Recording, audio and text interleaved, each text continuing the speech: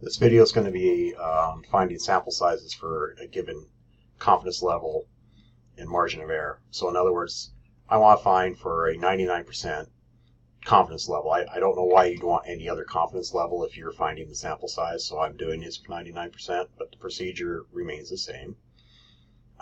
Let's say I want to force that margin of error, so the tolerance, if you want to think is tolerance, but margin of error down to be small and still have high confidence.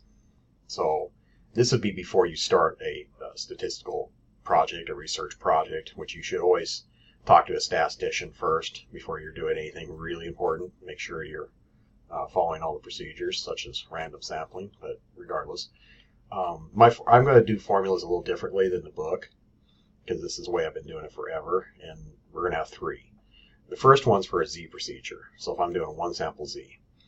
And basically, I need the confidence level, I need the population standard deviation, sigma, I need the margin of error that you want. So in the first example, I want the sample size required for a 99% confidence interval, so that's my abbreviation for CI, confidence interval, to have a margin of error 3 at the population standard deviation is 11.2. So when I look at my formula, I need my critical value, which is 2.576. I'm going to have 99% confidence. That's the Z I'm going to put in for that. So that's what I have here, times 11.2 is my standard deviation, population standard deviation. I have to know that. So it's not a very practical formula if I know this and don't know the mean, but regardless. Divide by the margin of error and square the whole quantity. And I don't care what the decimal is, you always round it up. Okay, you're taught to either round up, round down. Well, in this case, you always round up, regardless of what this number is here. So it's going to be a 93. Okay, you always round up, because if I round down, then I'm not going to get the margin of error I want with that sample size. So you always round up. Example 2, I'm going to redo the problem, but now I want the margin of error to be 0.0 or 0.1, so I want it to be really small. So again, I'm putting in my 2.576 for Z times my standard deviation divided by my margin of error, all squared. This is how I put it in the calculator. And when I round up, I get 5,973. So that's great. I can get that small of a margin of error, but in order to do that, I have to have a large sample. That means I have to, spend some money trying to get this sample, spend a lot of time. If you're doing destructive testing, it's probably not the way to go. So yes, I can get an extremely small margin of error with high confidence, but it comes at a cost of having a huge sample size. Okay, now we're going to have two more formulas, and it's for one sample proportions.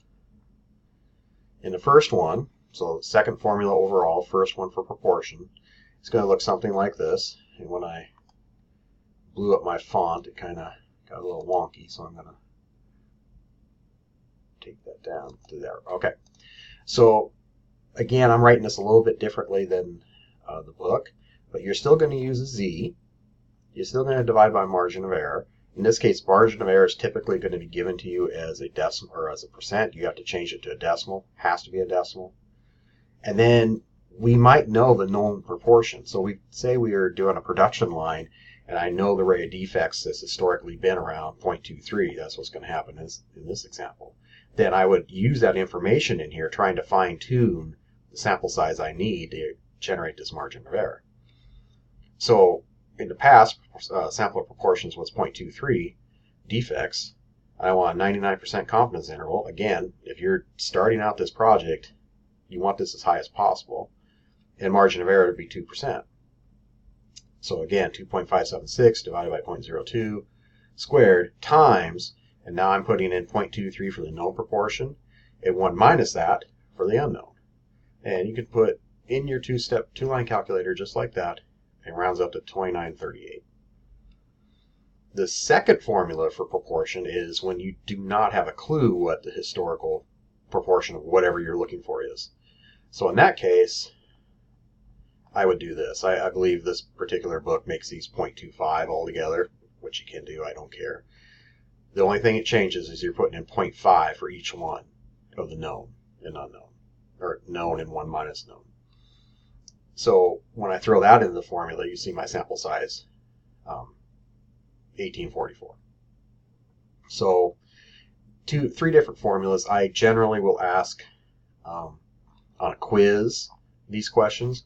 On the final, it kind of depends how we're doing as a class. I may or may not.